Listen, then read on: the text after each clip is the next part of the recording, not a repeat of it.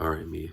It is sometime in February, and this morning at like 5 a.m., I finished reading William Faulkner's As I Lay Dying.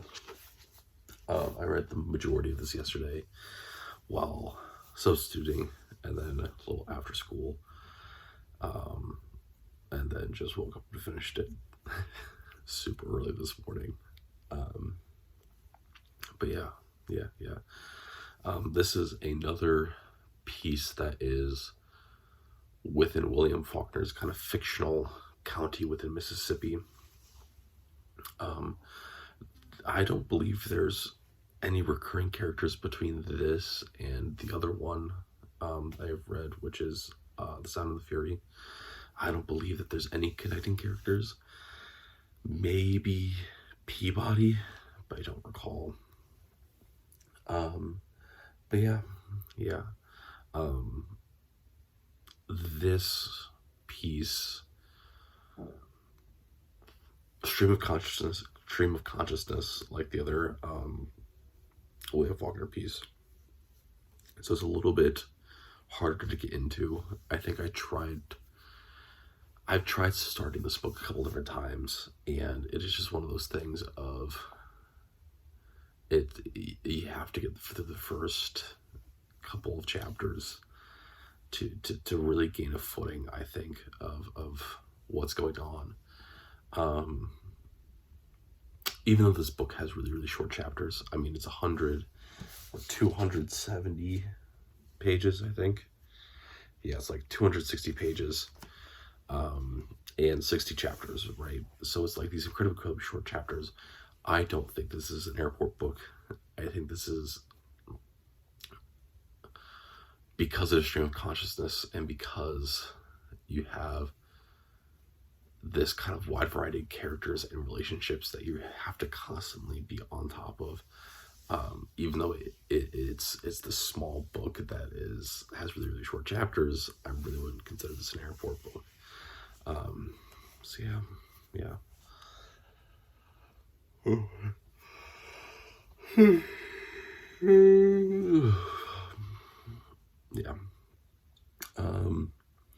As I Lay Dying gets its name from a translation of the Odyssey that would have been popular around William Faulkner's time.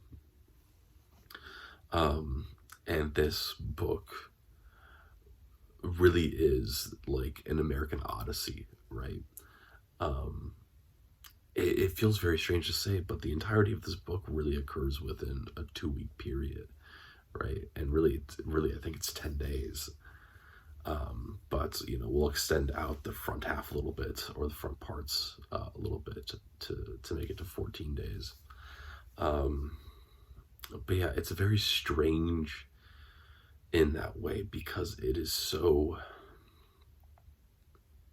packed with just these constant misfortunes,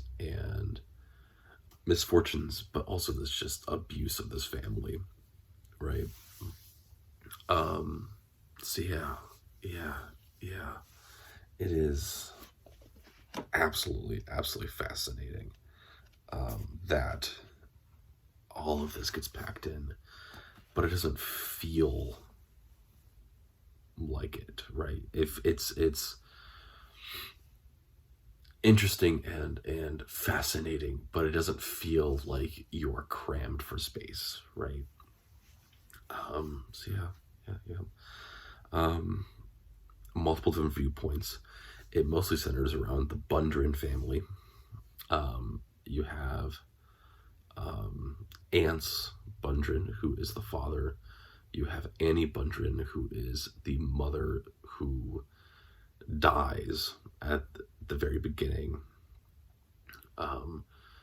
You have the sons in order, or the children in order. It is Cash, Darrell, Jewel, Dewey Dell, and then Finadrum. And that's really what we center most of the focus around. Certainly there are other families that appear, certain other experiences that we get, all this jazz, right? I think there's 19 different narrators, or 18 throughout the book. But yeah.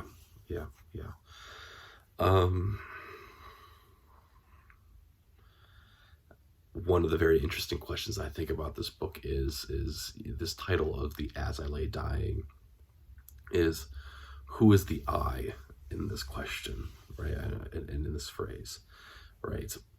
Because, I mean, obviously there is one death in Annie that is the catalyst for everything that occurs. But you know, she dies relatively early within this, and we get one more chapter from her after she dies, which is where we learn that she hated ants, she hated living out in the country, and then she had actually had an affair with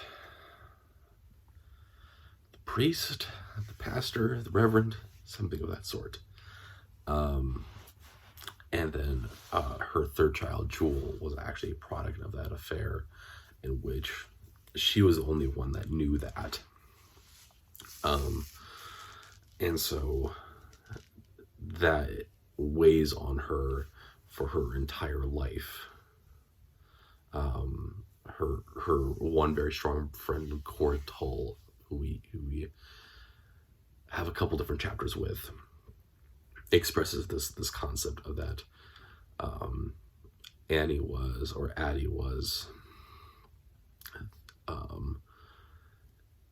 someone who felt that there was no saving her in any way. And what we eventually learn is that this affair that Addie had was with a priest, and therefore she feels that she can never be redeemed in any sort of way. So yeah.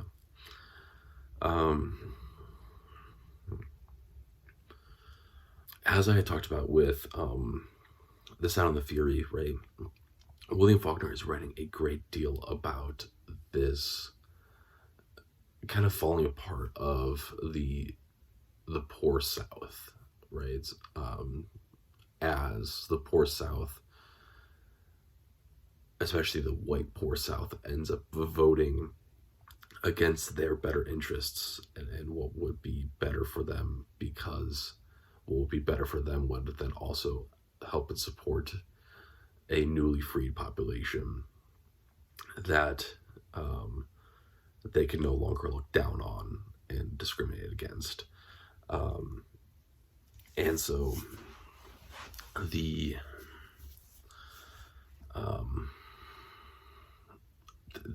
this family becomes kind of this microcosm of that, which is where I think the title As I Lay Dying comes from, is that it is I in of itself is this familial downfall of moral standings and hypocrisies ends up failing everyone, right? And that the As I Lay Dying is within the complete and absolute failure of the white poor rural South to adapt to the world around them, right? You could also take this as I Lay Dying being either Cash or Darl. Cash does legitimately have a case for arguably dying at certain points. Cash being the oldest brother,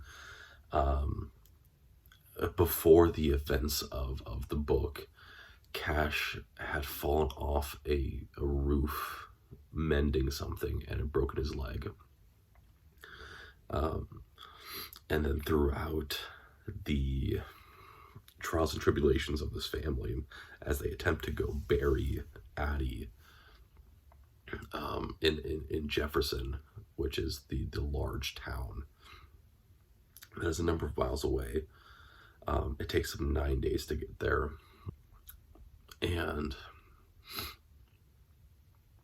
as it ends up being that during one of these trials and tribulations, Cash ends up re-breaking that leg as they attempt to save the wagon and also save their mother's body by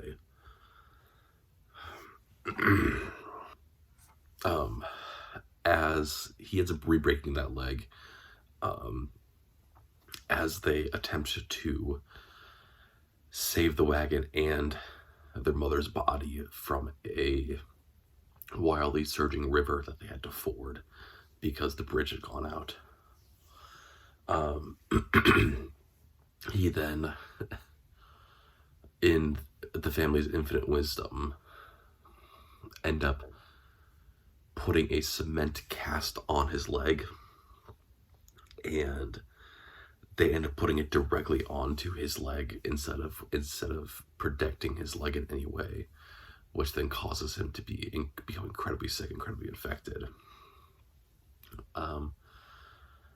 And yeah, so that would certainly be a case. Darl would also certainly be a case for as I lay dying. Darl ends up having the most chapters from his perspective, and so he becomes kind of the more driving narrative focus in a stream of consciousness writing. Usually we get very, very limited views of what the characters understand. Darl ends up kind of acting as this larger focal point of where he ends up having a lot more omniscient, not necessarily omniscient, but third person, almost in a way, perspective. Certainly having an understanding that would probably exceed what he understands or what he would possibly know.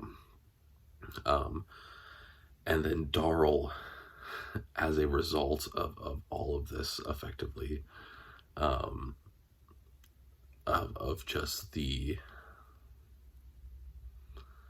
I don't even know what necessarily we would end up saying was like the cause, but the events of the story transpire in a way that Darl ends up going in some way insane. He ends up burning down a barn that they're sleeping in an attempt to burn his mother's body, so that they don't have to go on this journey anymore. And so yeah, it's you could certainly make a count there of as I lay dying.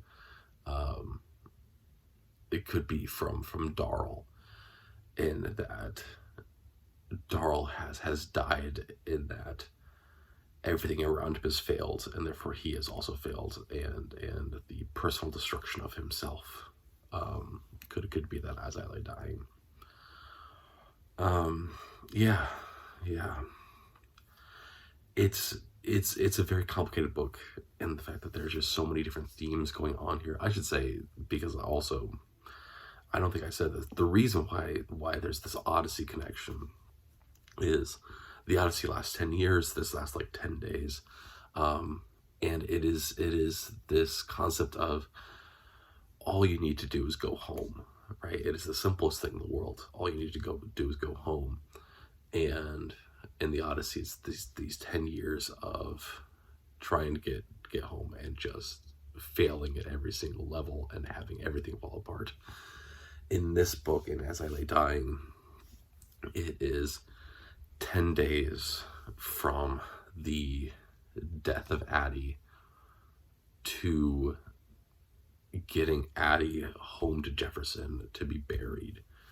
And it is just this, right, it is this constant failing of everyone. Yeah.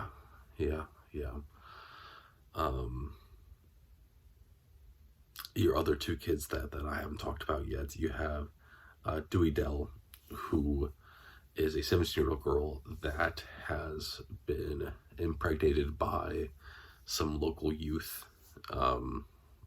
kid called Leif, who we never actually meet, I don't think. But her journey throughout all of this is that she is attempting to find a way to get an abortion. She doesn't know how to ask for it. She doesn't know who to talk to about it.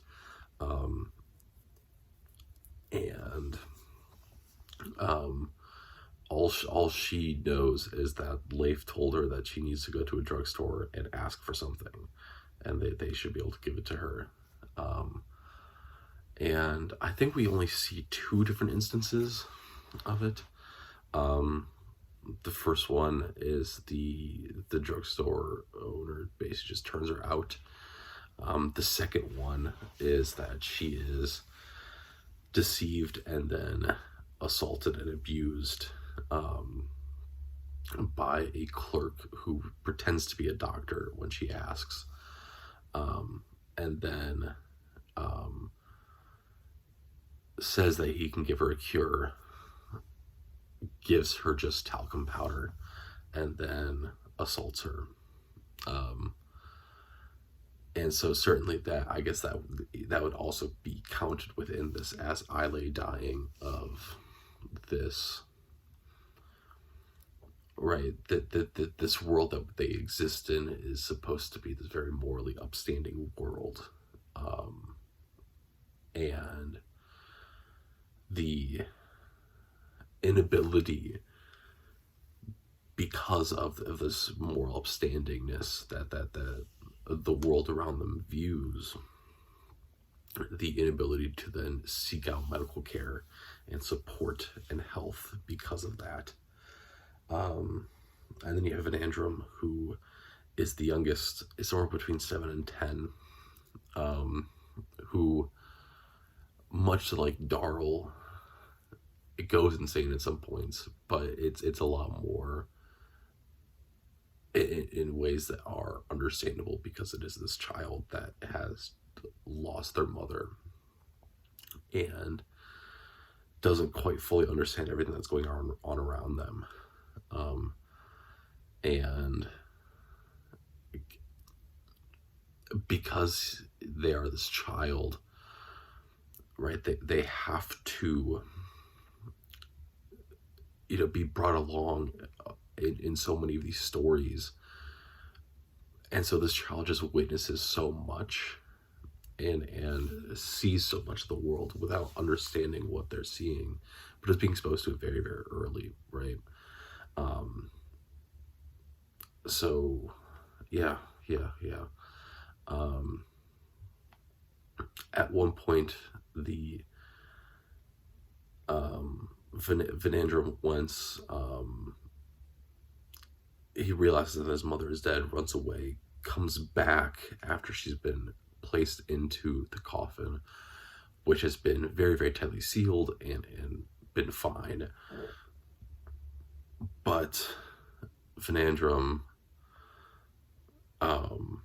ends up taking like a boring tool, I think, and ends up putting a whole bunch of holes into the coffin, which then inadvertently causes so many different problems for this family,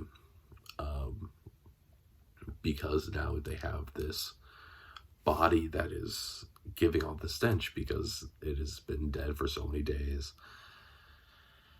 not embalmed, and it ends up causing so many problems for this family because of that.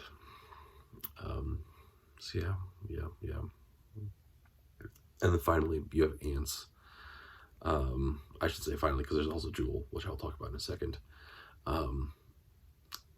Ants ends up being this kind of different aspect of the story, which is kind of these issues within gender norms and issues within how do we run a family and things, right?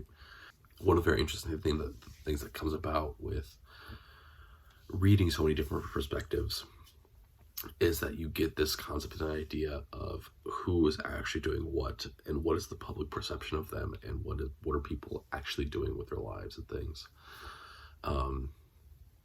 And you have aunts who, at a very young age, I think they skipped the age of 22, he works up a sweat at some point and then gets really, really sick. And ever since then, he has used the fact that he has this kind of medical condition to never really work. Has to do some work, but never really actually do any work. And so, you have this issue where you have this patriarchal society that is very dependent on the fact that the father of families does a lot of work. And therefore gives no opportunities to anyone else. And this patriarchal, this patriarch just does not want to work. And so the family ends up being very destitute because of that in a lot of ways. It also then becomes this issue of when the sons cannot work, in the first three sons of Cash, Darl, and Jewel, then the entire house falls apart, right?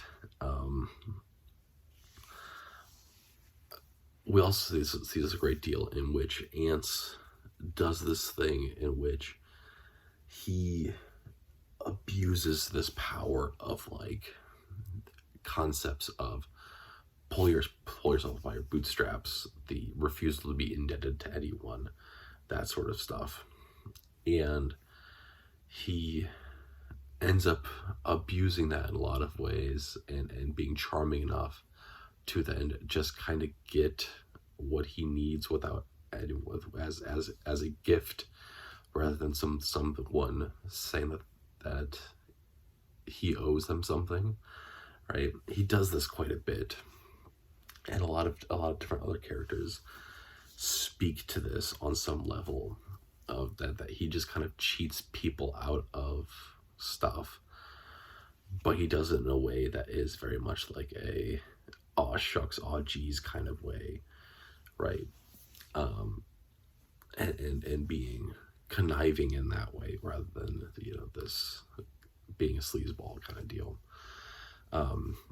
We do eventually learn that Ants is a sleazeball. Throughout this entire thing, Ants is avoiding doing any sort of real work, with just kind of this overall goal in mind of he has to go and bury his wife, right? And then at the very end, everything changes, of where, if we were reading just from Ants' perspective and from some of the kids' perspective on Ants, he's not a great guy, but you're supposed to kind of feel bad for him. And then all of a sudden he takes the little bit of money that Dewey Dell had to get her abortion. He takes that money, gives himself a new set of teeth that's just for him, and then ends up marrying someone in the town of Jefferson to take her back to the house that day that they bury his wife. All right, so his wife has been dead for 9 days, and he immediately has a new wife. And it is this, right? It's this look into what I would argue is like this concept of the selfish, right? It's the selfish Christian. It is this one that uses and manipulates their viewpoint, which is also the common viewpoint, and common moralistic teachings of a great number of people, to just get what they want and not really be concerned with anyone, right? And using this idea that everyone else should also be a good Christian and therefore help me just do what I want. Um, and then you have Jewel, who is this being the third son, being the child of an affair and not knowing it, and no one knowing it. You end up having this thing of where Jewel is slightly off from our other characters, has just a slightly different personality, and I think it becomes this almost stand-in for this hyper-capitalist world, of where every decision that he makes is for money and on the basis of profit and things, right? One of the things that comes up is that Jewel and Darl end up not being there for the death of their mother because they went to go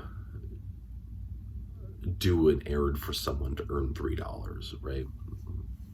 And there's a little bit of confusion as to who ended up making that decision, right? Some believe that it's Darl that made a decision. A lot of people claim that it is Jewel that made that decision. Darl thinks it is Jewel that made that decision.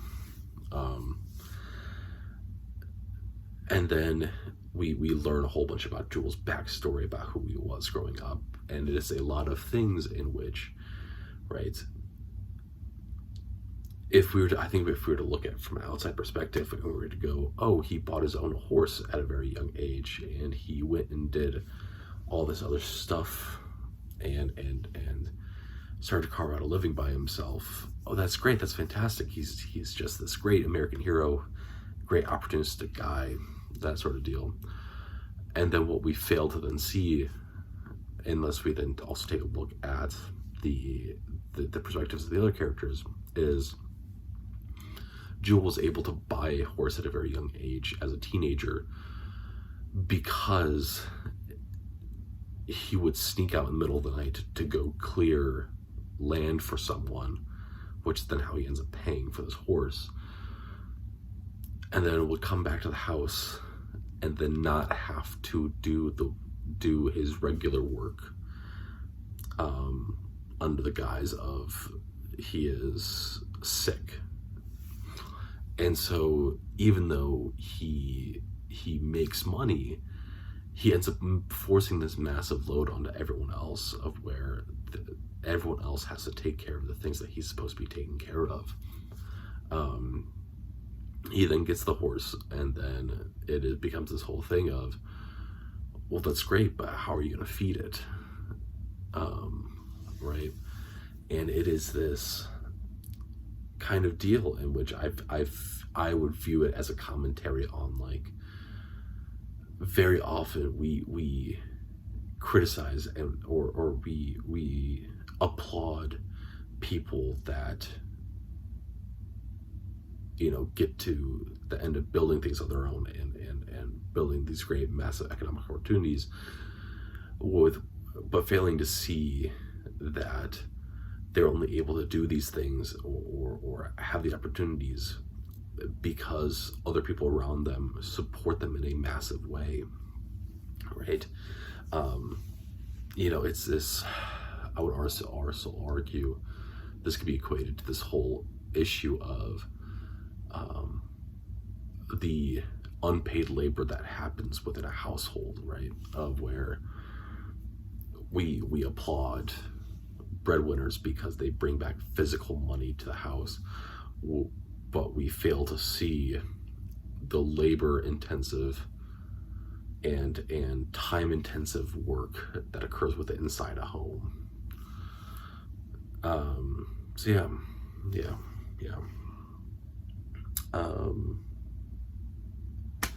That's that. I've now been talking for 30 minutes while very sick. I think that's everything I have to say about this book. You know, it's very strange to talk about this book for 30 minutes when